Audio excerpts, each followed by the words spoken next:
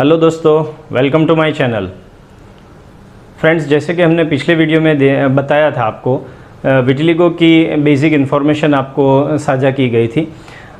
इस बार जो है मैं कुछ विटिलिगो की ट्रीटमेंट और ट्रीटमेंट ऑप्शंस के बारे में डिटेल्स में बताना चाहूँगा और प्रिकॉशनरी मेजर्स क्या क्या रख सकते हैं, तो उसके बारे में थोड़ी सी आपको इन्फॉर्मेशन मैं साझा करना चाहूँगा। जैसे ही आपको विटिलिगो दिखता है, कहीं पैच दिखता है, तो सबसे पहले तो पैनिक होने की ज़रूरत नहीं है, क्योंकि stress is one of the trigger factor कि उसमें और नए नए पैचेस बन सकते हैं। तो एक स्ट्रेस फैक्टर को आप काफ़ी हद तक कम कर दीजिएगा।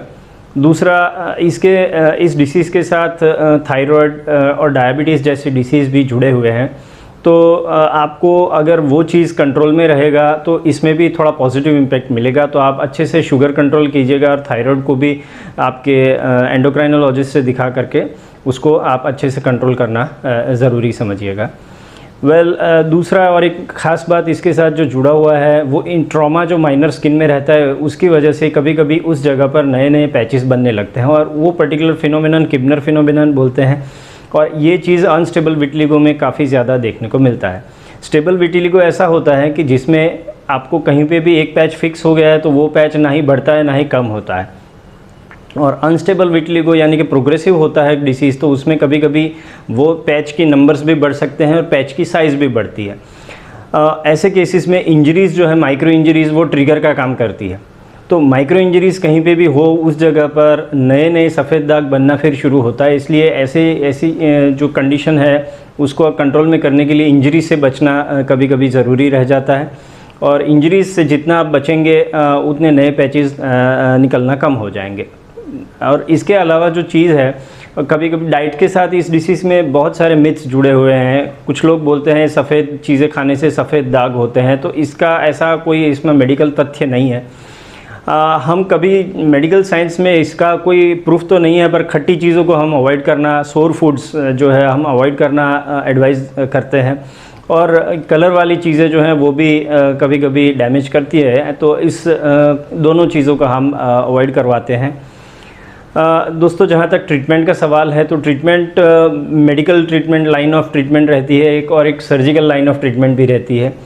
मेडिकल लाइन ऑफ ट्रीटमेंट उन लोगों को हम ज़्यादा प्रिफर करते हैं जिनको फ्रेश डिटेक्ट हुआ है, प्रोग्रेसिव है, ताकि मेडिसिन्स और दवाइयों से जो भी है, इसमें इंजेक्शंस भी आते हैं, तो उनसे जो भी है हम डिसीज़ को फर्स्ट ऑफ ऑल स्टेबल करें, प्रोग्रेस अटकाएं।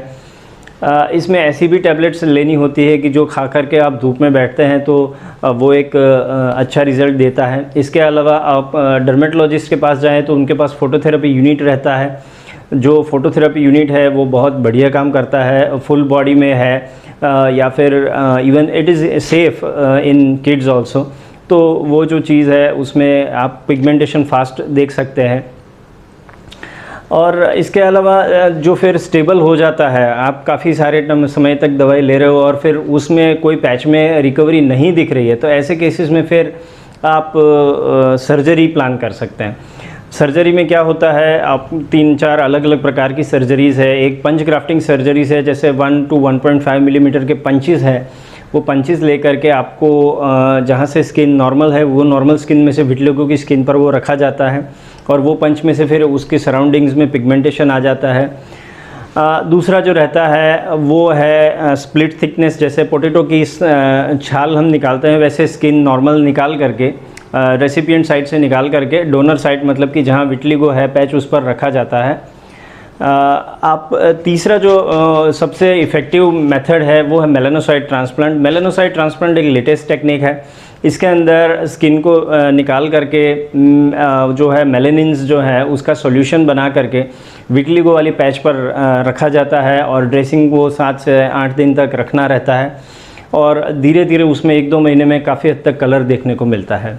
ज़्यादा इसमें प्रॉमिस तो नहीं कर सकते हैं, पर सफ़ेद बाल में भी कभी कभी इसमें काफ़ी हद तक इम्प्रूवमेंट देखने को मिल सकता है।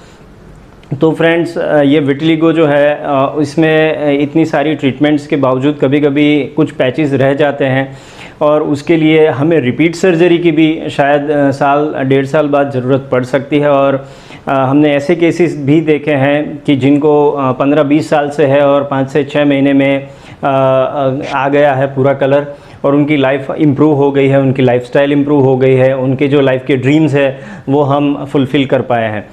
तो आप बिल्कुल टेंशन मत लीजिए इस डिसीज़ को लेकर के।